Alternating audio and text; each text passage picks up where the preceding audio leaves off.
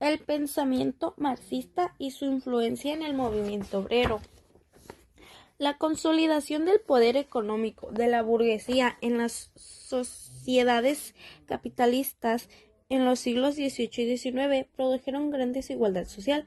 Debido a su riqueza, se basó en la explotación de millones de personas que se vieron obligadas a vender su fuerza de trabajo, lo que ocasionó que los capitalistas se volvieran inmensamente ricos. Condiciones de la vida de la clase obrera en el siglo XIX.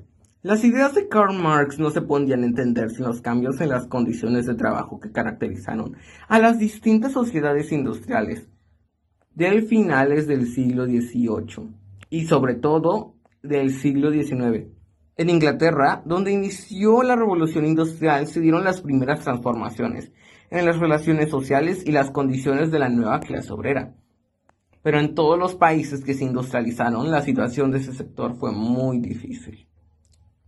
Los trabajadores, que habían sido expulsados de sus tierras y se habían visto obligados a vender su fuerza de trabajo en las fábricas, vivían una vida miserable, al mismo tiempo que avanzaba la concentración del capital. Todo el trabajo se efectuaba en malas condiciones, temperaturas muy altas o muy bajas, poca iluminación, humedad, manejo de productos tóxicos, salarios miserables y jornadas de trabajo de entre 12 y 17 horas diarias.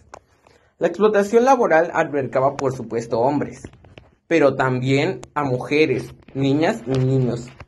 Los trabajadores que habitaban en zonas donde se carecía de servicios, además vivían hacinados en lugares pequeños, insalubres y con mala ventilación. Su alimentación, basada en harina y papas, era muy deficiente y como consecuencia padecían raquitismo, tuberculosis y enfermedades respiratorias y digestivas. Revoluciones de 1830 y 1848. Las revoluciones de Europa en 1830 y 1848 de carácter liberal se produjeron en Italia, Alemania, Polonia, Francia, España y Portugal, y tuvieron como objetivo derribar los gobiernos monárquicos establecidos tras la derrota de Napoleón Bonaparte, y que representaban el resurgimiento del antiguo régimen. Estos movimientos triunfaron y restablecieron el liberalismo, pero únicamente en la parte de Europa occidental. Los movimientos nacionalistas de unificación alemana y Italia. A inicios del siglo XIX, Alemania e Italia no tenían unidad política, no habían logrado construir un Estado-nación, a pesar de tener ciudades, puertos y regiones de gran importancia política y económica, así como pueblos participantes del desarrollo social y cultural. El caso de Alemania. Al empezar el siglo XIX, Alemania era un conglomerado político de reinos, principados y ducados que formaban parte del Sacro Imperio Romano Germánico, que siempre había contribuido a los adelantos tecnológicos de la ciencia europea. Contaba con ciudades comerciales importantes, banqueros y centros mercantiles que habían participado en el crecimiento económico de Europa. La Comuna de París.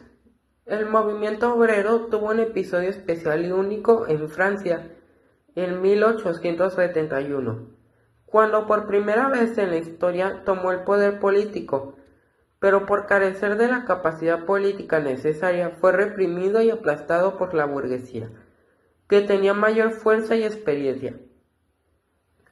Desde el inicio de la Revolución Industrial, los trabajadores resistieron la explotación de múltiples maneras y con el paso del tiempo surgieron organizaciones y movimientos de acción política obrera, desde artesanos que se agrupaban en sociedades para defender los precios de su trabajo hasta hijos y nietos de obreros que reclamaban volver a las tierras de sus padres y abuelos.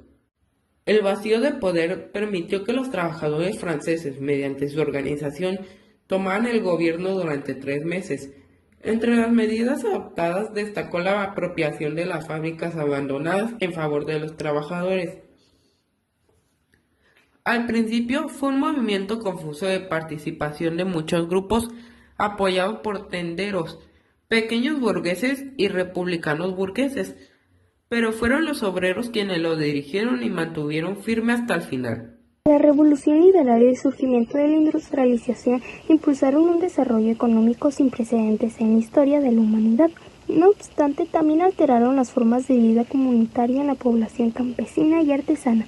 En este contexto se produjo la industrialización y la unificación de Alemania, lo que llevó a convertirse en una nueva potencia, que tanto se daba el nacimiento de una Italia unificada.